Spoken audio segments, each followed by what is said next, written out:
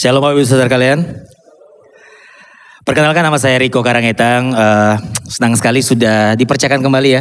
Bisa berbagi kebenaran firman Tuhan saat ini di tempat ini kembali. Saya dipercayakan Tuhan sekarang mengembalakan di salah satu gereja di Jakarta. Saudara, nama gerejanya Muda. Singkatan menjadi Utuh dan Asli. Instagramnya Muda untuk Indonesia. Bisa dikepoin dikit ya. Dan saya diberikan tema The Kingdom Come. Datanglah kerajaanmu. Dan saya sangat suka dengan tema ini karena bicara tentang perjalanan kita bersama dengan Tuhan. Ini bukan perjalanan tentang diri kita sebenarnya. Tapi tentang bagaimana Tuhan mau bertahta di hati kita. Ya, dan kadang terhentinya di sini. Kita hanya menginginkan keinginan kita dipenuhi oleh Tuhan. Tapi kita gagal masuk kepada level selanjutnya. Pada akhirnya kita harus menghidupi keinginan Tuhan dalam kehidupan kita. Dan bicara tentang kerajaan saudara, ya ini ada 3 faktor yang penting untuk kita sama-sama pelajari.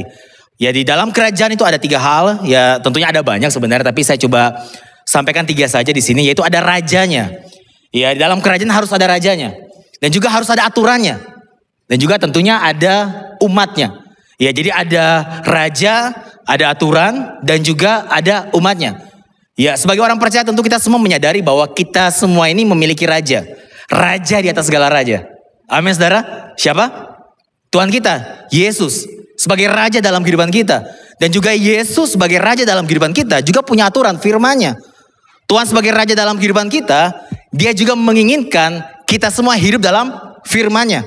Dan juga kita adalah umat-Nya. Jadi kita punya raja, ya dalam kerajaan surga ada rajanya yaitu Tuhan kita. Dan juga ada aturannya firman-Nya. Dan juga kita semua, puji Tuhan, dipilih oleh Tuhan menjadi umatnya. Ya, dan bicara tentang mendatangkan kerajaan surga di setiap area dalam kehidupan kita. Ini bicara tentang hal ini saudara. Bukan lagi tentang keinginan kita yang harus terlaksana. Bukan lagi tentang agenda kita yang harus terlaksana. Karena terkadang ya kita fokus sama keinginan kita. Yang menjadi raja dalam kehidupan kita pada akhirnya diri kita.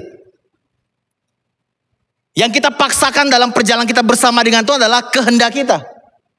Yang harusnya kita mendatangkan kerajaan surga, malah kerajaan kita sendiri yang kita datangkan di semua aspek dalam kehidupan kita. Maka jangan heran kita suka berhenti dalam perjalanan kita bersama dengan Tuhan. Kita suka kecewa ketika ada doa kita yang tidak dijawab oleh Tuhan.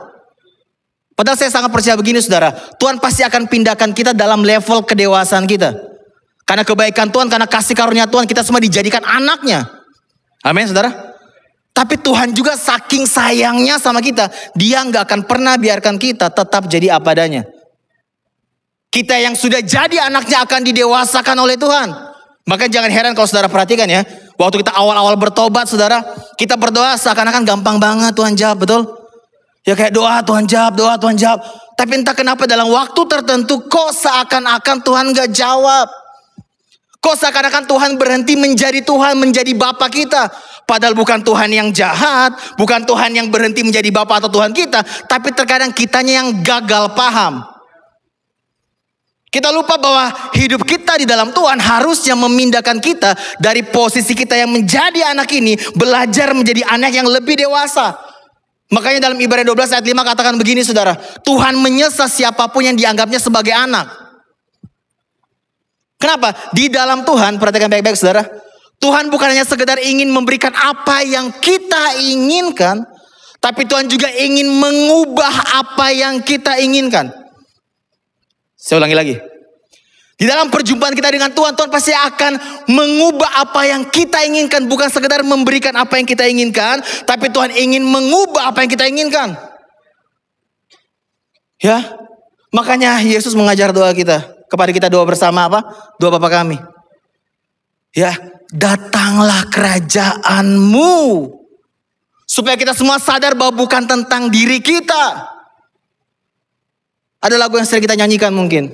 It's all about Jesus. It's all about you. It's all about you.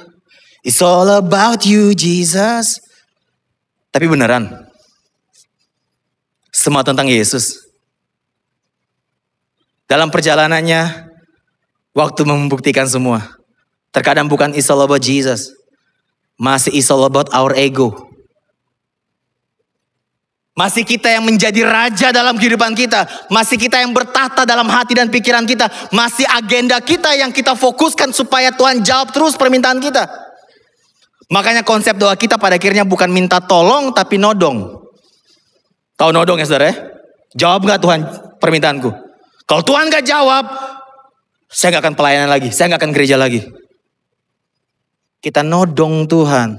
Harusnya doa konsepnya minta tolong sama Tuhan. Supaya kehendaknya yang terjadi dalam kehidupan kita. Bahkan Mazmur 33 ayat 10 sampai 11 katakan begini. Tuhan menggagalkan rencana bangsa-bangsa. Tuhan meniadakan rancangan suku-suku bangsa. Tetapi rancangan Tuhan kekal untuk selamanya. Tetap untuk selamanya. Artinya begini saudara. Terkadang Tuhan harus gagalkan rencana kita. Untuk membuat berhasil rencananya. Ini konsep kerajaan. Dia yang jadi raja. Dia yang bertahta. Agendanya yang harus terlaksana. Makanya kita bersyukur bukan hanya ketika doa kita dijawab. Kita juga bersyukur ketika Tuhan belum jawab doa kita. Tapi kita juga bersyukur ketika Tuhan tidak jawab doa kita. Kenapa? Karena kita semua percaya di balik tidaknya Tuhan selalu ada ya yang lebih baik. Dia raja, dia yang harus bertahta. Makanya Tuhan merindukan kita semua berdoa. Datanglah kerajaanmu. Bukan kerajaanku, bukan egoku, bukan keinginan dagingku, tapi keinginan rajaku. Karena kita adalah umat yang dipilih olehnya. Yang namanya umat harus belajar taat. Termasuk mendatangkan kerajaan itu di dalam keluarga kita. Kita bisa tampak glowing saudara di gereja. Tapi belum tentu itu beneran growing kehidupan kita. Dan bukti kita growing beneran, lihat aja di keluarga kita. Ya gak sih? Ya di luar, di kantor, di tempat saudara bekerja, di dalam gereja, ya di tempat saudara mungkin berkomunitas. Tampaknya saudara baik-baik aja, tapi di dalam rumah itu yang menunjukkan kita apa adanya. Ya saya sangat suka setiap kali di beberapa tempat, beberapa gereja menggunakan slogan welcome home. Kenapa? Home atau rumah ini bicara bukan tentang gedung. Tapi bicara tentang atmosfer atau suasana. Dan mirisnya di sini. Kita lupa bahwa home atau rumah itu menghasilkan orang apa adanya. Dan kebanyakan orang gak siap ketika orang jadi apa adanya. Kita semua gak suka orang pakai topeng atau hidup dalam kepalsuan. Tapi tragisnya, kenapa saya bilang tragis?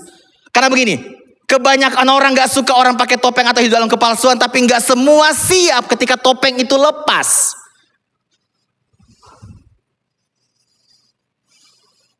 Tapi itu konsekuensi rumah. Makanya kebanyakan orang lari dari rumah. Cari rumah di luar. Amin saudara. Orang cari rumah di luar. Kenapa? Karena mereka tidak menemukan rumah di dalam. Atau mereka nggak siap. Ternyata ini loh konsekuensi rumah. Setiap kali saya harus berjumpa dengan suami saya, orang tua saya, istri saya, anak saya. Setiap hari kok kayak gini terus kelakuannya. Lari keluar. Tapi ini kabar baik buat kita semua. Tuhan terkadang betul akan melibatkan keluarga Tuhan untuk memulihkan hati kita. Kalau bahasa saya sering bilang begini, terkadang kita perlu rumah di luar rumah. Tanda kutip ya. Tapi bukan untuk lari dari rumah. Untuk kita belajar jadi rumah, mengalami rumah, belajar jadi rumah, dan balik lagi ke rumah. Kadang gini, keluarga Tuhan bisa jadi tempat pelarian. Enak gak ketemu setiap hari. Seminggu sekali ibadah, komsel misalnya. Seminggu sekali ketemu di hari Minggu, Sabtu latihan. Yang setiap hari ketemu kita siapa? Keluarga. Kita bisa pakai topeng di sini. Tapi di keluarga, apa adanya kita ketahuan. Tapi ini saya sering bilang. Tamu akan pergi ketika melihat apa adanya orang dalam rumah. Tapi keluarga akan stay. Makanya firman Tuhan katakan dalam 1 Timotius 5 ayat 8. Minggu lalu Pastor Surya juga bahas ini ya. 1 Timotius 5 ayat 8 katakan begini. Tetapi kalau ada orang yang tidak memelihara sanak saudaranya, lebih-lebih keluarganya sendiri, orang itu menyangkal kepercayaannya. Ia lebih buruk dari orang yang tidak percaya. Nah, menjadi pertanyaan begini. Kenapa kita lebih suka di luar, berdampak keluar? Bukan berarti itu salah, itu baik. Tapi jangan sampai dampak yang saudara buat di luar tidak kena dampak yang sama di dalam rumah saudara. Di dalam keluarga saudara. Di luar mungkin kita dapat yang namanya penerimaan, pujian, tepuk tangan. Kebutuhan-kebutuhan kita terisi semua. Buat sesuatu diapresiasi. Dapat penerimaan, dapat kuasa. Ya, berhala-berhala dalam hati kita itu terisi. Tapi dalam rumah mungkin keluarga saudara, pasangan saudara, orang tua saudara, anak saudara tidak bisa berikan itu.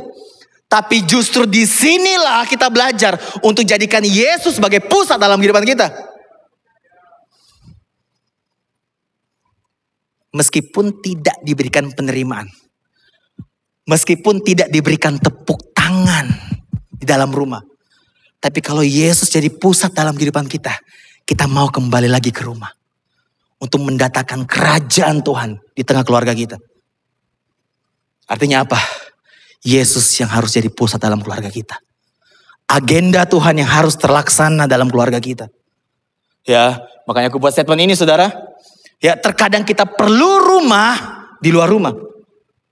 Untuk apa? Mengalami rumah. Tapi juga kita juga belajar jadi rumah dan kembali lagi ke rumah.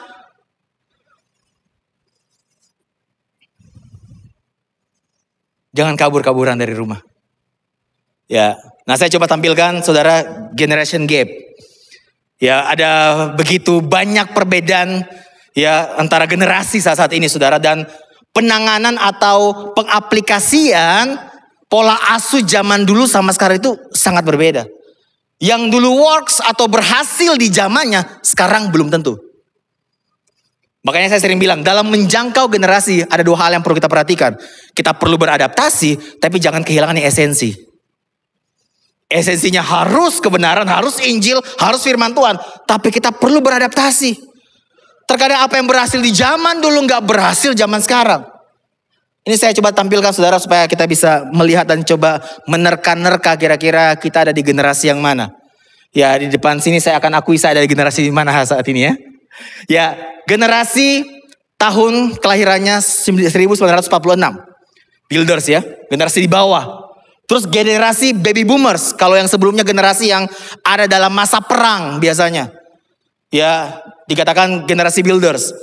Tapi setelahnya dikatakan generasi baby boomers kelahiran tahun 46 sampai 64. Kenapa dikatakan baby boomers? Karena saat itu anaknya banyak ya.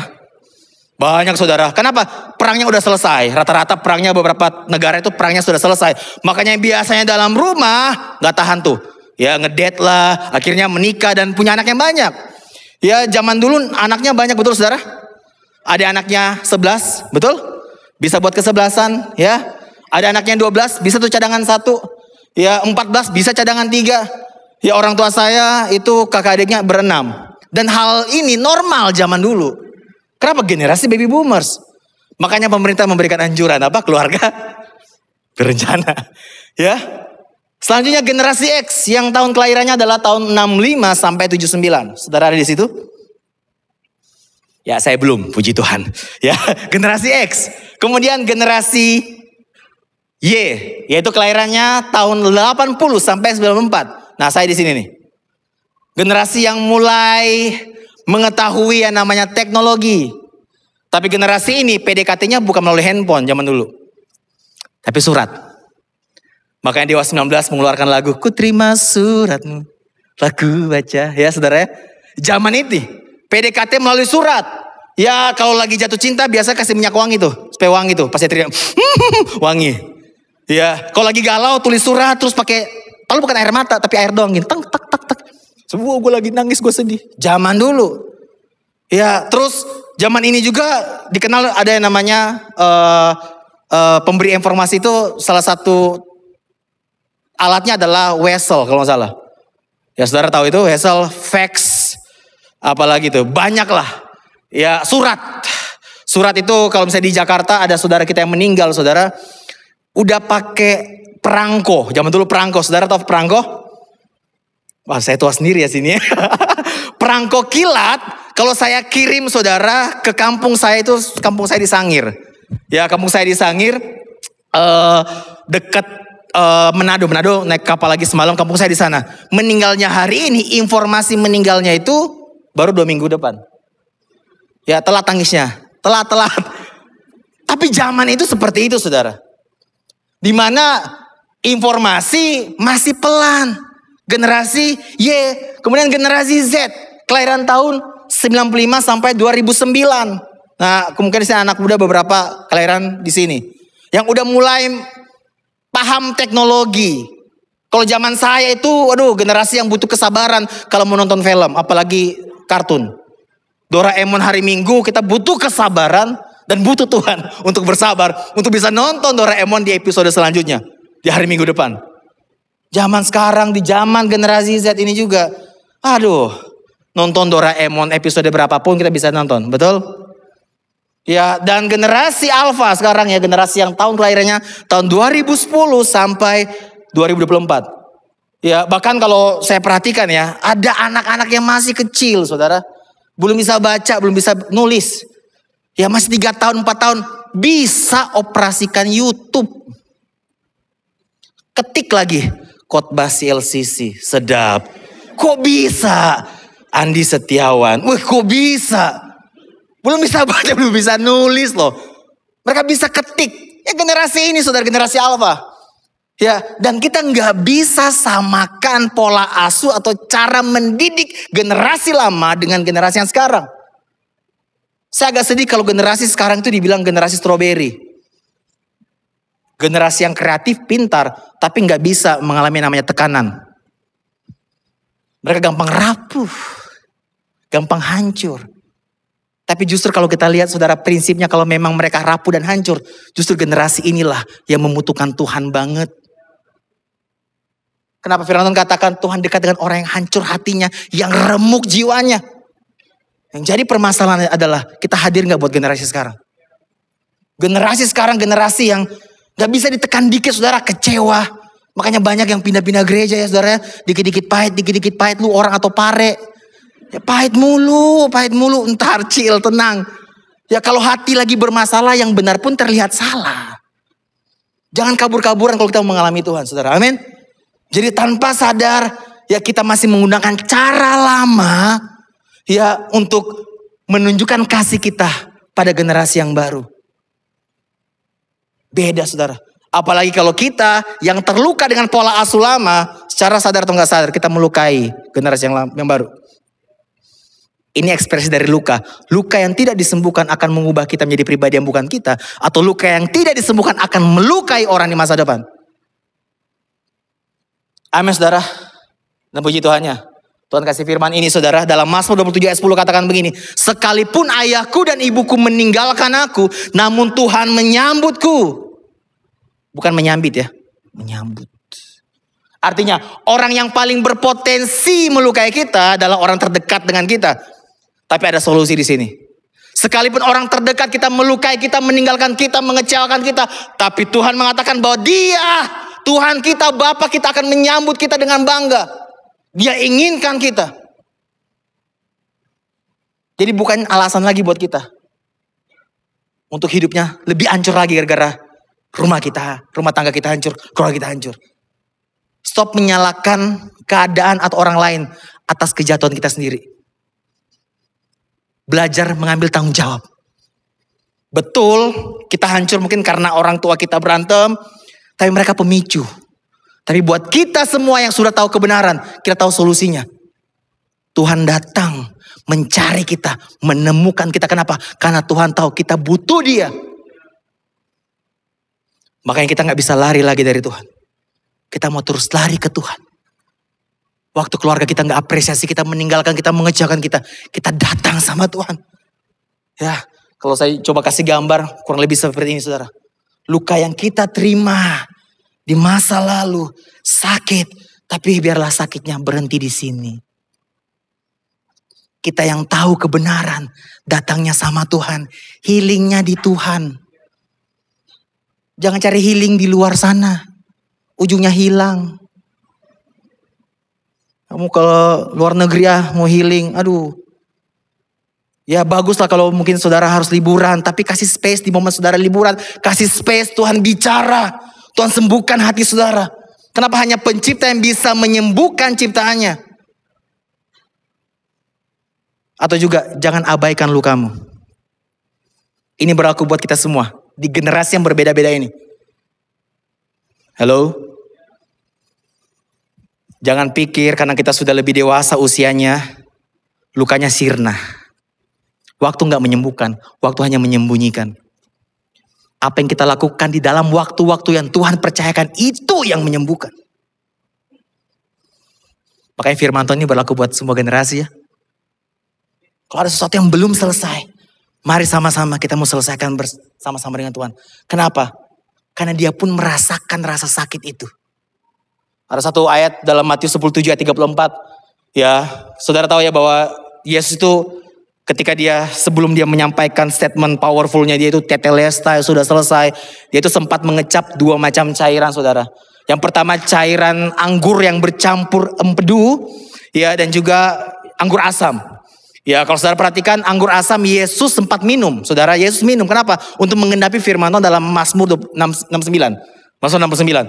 Tapi waktu Yesus diberikan anggur bercampur empedu, Yesus cuma kecap sedikit dan dia tidak mau meminumnya. Berbeda ketika dia minum anggur asam, dia minum saudara. Supaya tergenapilah firman Tuhan dalam Mazmur 69.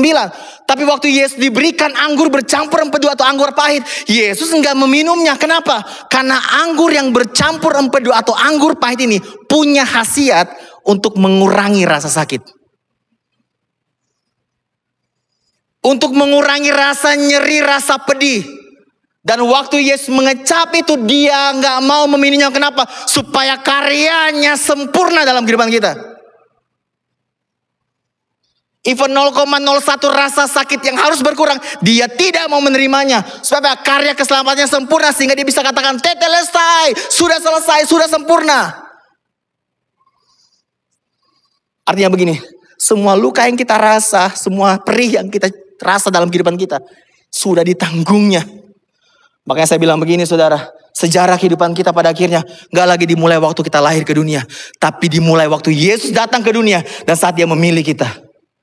Kenapa? Kalau ukurannya adalah waktu kita lahir ke dunia, sejarah kita dimulai, keluarga kita belum tentu sempurna. Dunia sudah rusak saudara. Ketidaktaatan Adam dan Hawa membuat dunia rusak. Makanya Yesus datang untuk pulihkan kita semua. Amin saudara. Dan kalau saudara terluka dalam keluarga saudara, ingat baik-baik, sejarah kita nggak dimulai di sini, tapi di karya salib Yesus sejarah kita semua dimulai di sini. Termasuk ketika saudara gak diapresiasi di rumah, dilukai di rumah. Ingat baik-baik, kembali lagi kepada salib Yesus. Sudah selesai. Kamu sudah diterima. Kamu sudah diinginkan. Kamu anak yang sangat Tuhan kasihi. Amin saudara. Dan kematian Yesus, perhatikan ini, adalah modal kita untuk mendatangi surga. Tapi juga kehidupan Yesus adalah model mendatangkan surga. Ya, kematian Yesus modal. Kenapa? Kita selamat bukan karena usaha kita. Semua karena kasih karunia Tuhan. Modal buat kita masuk surga. Tapi perhatikan baik-baik. Kehidupan Yesus adalah model supaya kita bisa mendatangkan surga. Karena kita gak bisa mendatangkan surga dengan konsep dunia. Dengan cara kita lagi. Makanya Yesus bilang kan, inilah kasih itu. Bukan kamu yang mengasihi aku, tapi aku yang mengasihi kamu. Termasuk untuk mengasihi keluarga kita, pasangan kita, orang tua kita, anak kita. Kita butuh Tuhan. Kita butuh apa? Model yang Yesus tinggalkan buat kita semua. Amin. Gak bisa dengan konsep dunia lagi. Dari dulu sampai sekarang, dunia sering berikan model cinta. Zaman dulu ada film Galih dan Ratna. Zaman dulu ada film Ada Apa Dengan Cinta. Zaman dulu ada film juga apa? Dilan dan Milea. Apakah itu beneran cinta? Cinta yang sesungguhnya adalah Bukan kamu yang mengasihi aku, tapi aku yang mengasihi kamu. Cinta yang mengambil resiko. Cinta yang menerima apa adanya.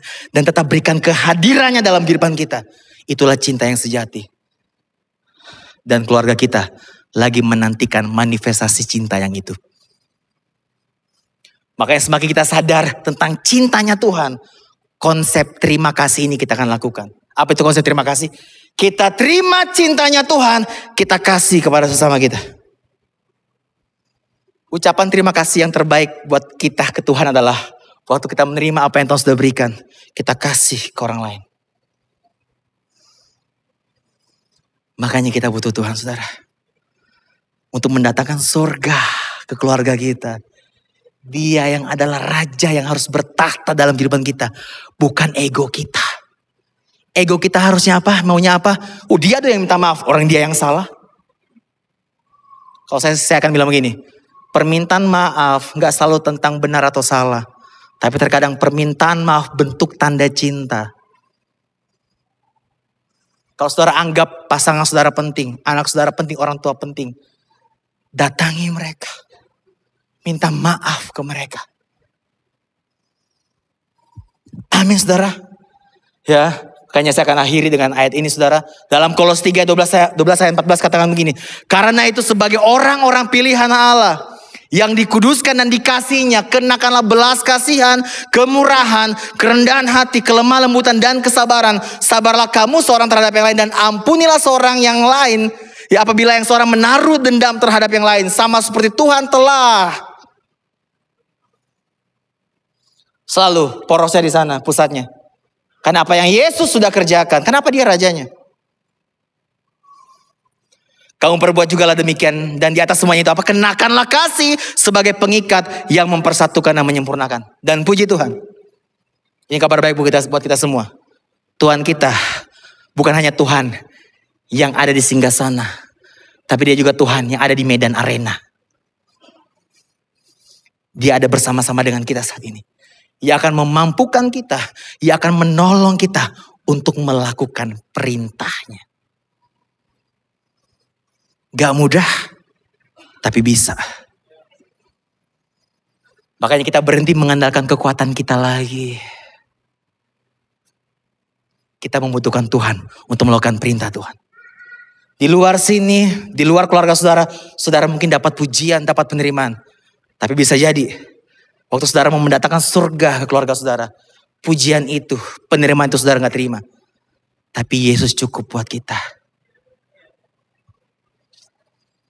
Kita tetap berbuah meskipun keadaan belum berubah. Kita tetap berbuat baik meskipun gak dibalas balik. Kenapa? Karena ini bukan tentang kita, ini tentang rencananya. Kenapa? Dia rajanya, kehendaknya harus terlaksana. Kita adalah umat-umatnya yang akan mengikuti apa yang diperintahkan oleh raja kita. Itu artinya mendatangkan surga ke dunia. Amin saudara. Saudara mau belajar untuk mendatangkan surga ke dunia? Dialah raja itu yang bertata dulu di hati kita. Kalau raja itu belum bertata di hati kita, enggan buat kita untuk mengasihi sesama. Tapi waktu kita buka hati kita, kita bilang Tuhan bertahtalah di hatiku. Ini bukan tentang egoku, ini bukan tentang agendaku, tapi ini tentang Tuhan. 1 Yohanes 2 ayat 9 sampai 11 berkata sangat tegas dan keras dan saya suka. Dikatakan begini, barang siapa yang berkata dia di dalam terang tapi masih membenci saudaranya, sesungguhnya sampai sekarang dia dalam kegelapan. Nanti ayat yang ke-11 kata begini, kebencian itu yang membutakan matanya. Makanya jangan heran, kok kayaknya mentok terus kehidupan kita. Kita buru-buru keluar. Coba, Tuhan mungkin mau kita semua taat ke dalam. Taat untuk mengasihi keluarga kita. Yang mungkin gak kasih pujian, yang ngasih pelukan gak apa-apa. Kenapa? Yesus cukup buatku.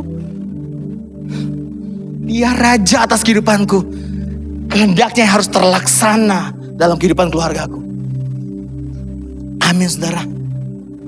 Saya berdoa selesai ibadah ini, kita mau meresponi firman Tuhan. untuk katakan iya kepada Tuhan. Dagingku mungkin gak enak, merasa gak nyaman untuk datang ke istri untuk peluk. Ma, aku minta maaf ya. Yang, beb, apapun itu panggilannya lah. Atau saudara ke sahabat-sahabat saudara, besti, apapun itulah. Saudara ke orang tua saudara, papa, mama. Meskipun saudara mungkin berpikir kayak, kok mereka gak ngerti. Atau mungkin saudara sebagai orang tua, ada sesuatu yang salah mungkin kita lakukan ya. Kita ini manusia, ada salahnya kok, gak apa-apa. Ya merendah hatinya. Untuk aku ya, mungkin caraku salah nih. Minta maaf. Tadi aku bilang, minta maaf gak selalu tentang benar salah. Terkadang minta maaf adalah bentuk kita cinta. Dan ini mirisnya juga. Terkadang kita lebih mudah mengucapkan aku cinta kepadamu, aku mengasihimu, aku menyayangimu kepada orang-orang di luar keluarga kita. Tapi kok susah banget ngomong ke pasangan kita, orang tua kita, anak kita. Nah, I love you. Berkali-kali aku setiap kali pelayanan, baru sampai di Bandung juga jam 1 malam. Semalam selalu ada sesi ketika aku ngisi retret tentang bagaimana aku mewakili suara dari orang tua mereka, anak muda. Untuk minta maaf, dan mereka selalu hancur banget saudara. Aku cuma bilang, papa minta maaf, mama minta maaf, kamu anak yang baik, kamu anak yang dibanggakan, selalu hancur saudara. Generasi lagi rindu orang-orang yang mendatangi mereka untuk say sorry. Ya kita mungkin pernah punya luka dengan pola asuh yang salah, tapi cukup sampai di kita saudara. Makanya Yesus datang ke dunia untuk bilang, udah sakitnya saya tanggung semuanya. Dan kasihku itu cukup buatmu. Sekarang apa yang kamu terima kasih ke orang lain. Susah Tuhan, tenang, aku ada bareng-bareng kamu. Dia bukan Tuhan yang cuma sekedar ada di singgasana, tapi dia Tuhan yang ada di medan arena, yang memampukan kita. Amin saudara. Saya pun belajar. Beberapa dari teman saya di sini, anak-anak pelayanan kami juga di gereja kami, tahu ini. Ada masalah dalam keluarga saya. Dan terkadang saya sibuk di luar pelayanan. Baik sih pelayanan saudara. Tapi kalau kita mau mendatangkan kerajaan sorga di keluarga kita, bukan lagi tentang diri kita. Pelayananku banyak, saya khotbah di mana-mana, keluar daerah kemana-mana. Tapi orang tua saya gimana? Saya lagi buat waktu untuk datang terus sama mama. Saya ajak mama ke apartemen nginap bareng-bareng. Buat saya ini spesial banget buat saya. Ini bukan tentang saya yang benar, kakak saya yang salah. Nope, stop. Ini tentang kehendak Tuhan. Ini tentang rencana Tuhan. Dia raja kita. Kehendaknya harus terlaksana. Kita adalah umatnya yang mau tunduk sama raja kita, yang bertata, yang berkuasa. Yang kita rindu semuanya untuk mendatangkan surga ke dunia, termasuk dalam keluarga kita. Amin saudara. Mari kita berdoa. Roh Kudus, kami buka hati kami. Kami capek bebal, kami capek, kami mengeraskan hati kami. Terlalu keras kadang hati kami. Kami coba sembunyi dengan aktivitas kami di luar keluarga kami. Betul, kami mungkin menemukan kenyamanan di luar, menemukan penerimaan tepuk tangan di luar. Tapi ada pribadi-pribadi yang gak bisa dipisahkan dari kehidupan kami, yaitu keluarga kami. Terkadang kami sering abaikan itu. Kami capek dengan kelakuan mereka mungkin yang gitu-gitu terus, buat salah terus. Tapi kami sadar Yesus pun sedemikian itu sabar terhadap kami. Dia tetap ampuni kami semua. Tuhan ampuni kami Tuhan. Ampuni kami, kami bertobat bersama-sama di tempat ini. Kalau masih diri kami yang menjadi raja dalam kehidupan kami, masih kehendak kami yang kami paksakan kepada Tuhan.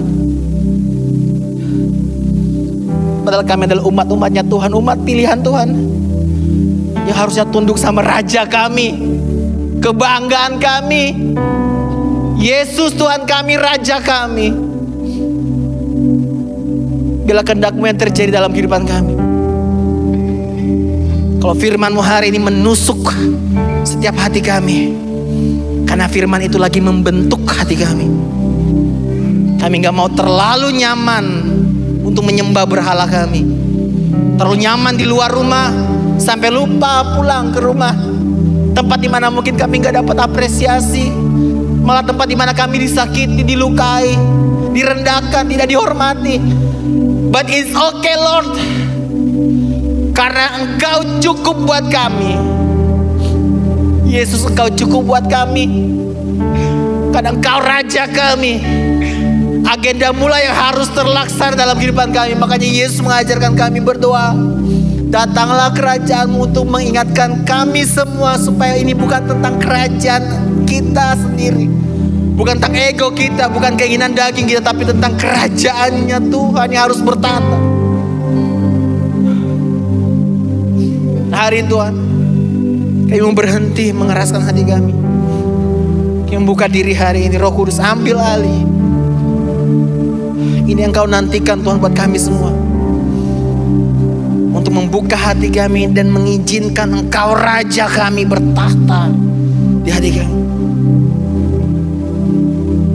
Bertahtalah Tuhan di hati kami, dan biarlah kehendak Tuhan yang terjadi atas kehidupan kami. Terima kasih Tuhan. Mari Bapak Saudara sekalian, kita ambil waktu 2-3 menit ke depan untuk meresponi kebenaran firman Tuhan. Saudara digerakkan oleh Tuhan untuk mendoakan keluarga saudara, orang tua saudara, termasuk mungkin ada orang tuanya yang sudah tidak ada, dan saudara belum melepaskan pengampunan. Karena ada 1-2 kesalahan yang membuat kita lupa sama hal yang baik. Itu cara kerja berpikir kita saudara. Satu kesalahan membuat kita lupa sama beribu-ribu kebaikan. Kita dibutakan karena kebencian kita. Kesalahan menutup mata kita, tapi hari ini firman Tuhan membuka semuanya. Sehingga kita mau belajar untuk lepaskan berkat, lepaskan pengampunan untuk orang-orang, termasuk keluarga kita, yang menyakiti kita, yang merendahkan kita. Mari ambil waktu 2-3 menit ke depan untuk meresponi firman Tuhan. Buat saudara yang hari ini juga datang sama keluarganya, bisa dipeluk keluarganya. Saya sorry, mungkin bahkan katakan aku cinta sama kamu, aku sayang sama kamu. Buat saudara yang datang tidak dengan keluarga, doakan keluargamu yang ada di rumah atau di luar daerah. Berikan pengampunan.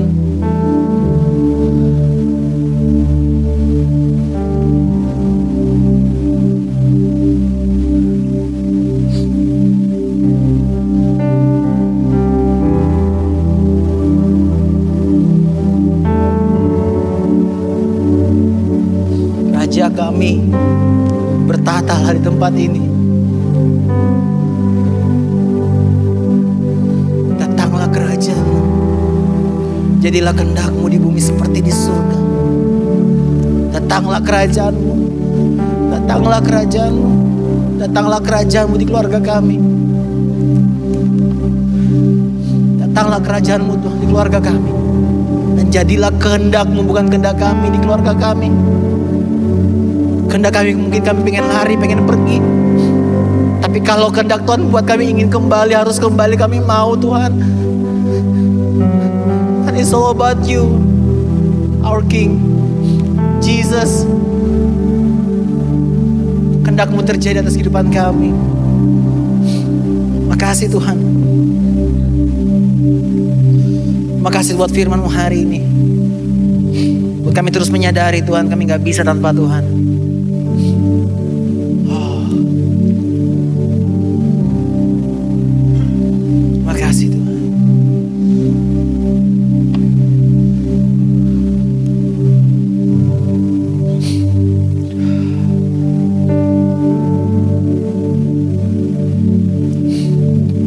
Mari sama-sama kita mau deklarasikan lagu yang tadi sebelum kita mendengar firman Tuhan kita nyanyikan saudara. Karena mujizat gak harus bicara tentang faktor eksternal yang berubah, keadaan kita yang berubah, tapi mujizat juga bicara tentang hati kita yang Tuhan ubah. Mudah buat Tuhan mungkin untuk mengubah keadaan di luar kita, tapi terkadang area yang paling susah untuk diubah adalah hati kita yang terlalu keras. Karena ini perlu kesadaran kita, perlu persetujuan kita juga untuk kayak Tuhan aku mau. Iya Tuhan aku mau. Lakukan mujizat-Mu di hatiku. Lakukan mujizat-Mu di hatiku Tuhan. Ubah hatiku yang keras ini.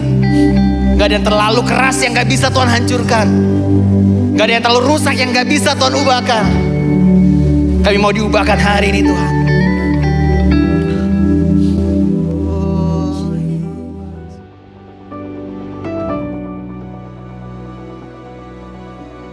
Tuhan.